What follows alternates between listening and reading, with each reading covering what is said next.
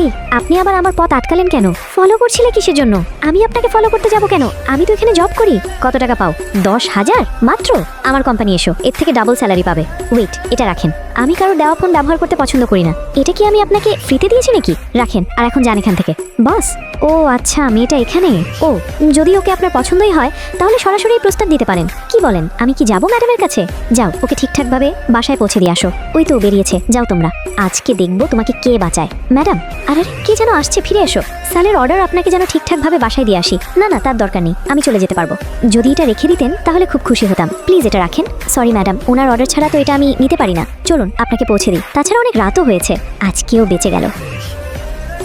এখনো মেয়ে খুঁজে বের করতে পারলি না? কি করিস? দাদি, এটা কি কোনো জিনিস যে আমি একদিনের মধ্যে খুঁজে পাবো? এত কিছু জানি না, তুই আজকের মধ্যেই মেয়ে খুঁজে বের কর। স্যার, আবার কি অসুস্থ ফিল হচ্ছে? ওকে হালকা কাজ দিতে বলো। ও আচ্ছা, এই ব্যাপার। আপনার রিপোর্ট। কংগ্রাচুলেশন, আপনার 3 উইক্সের প্রেগন্যান্সি।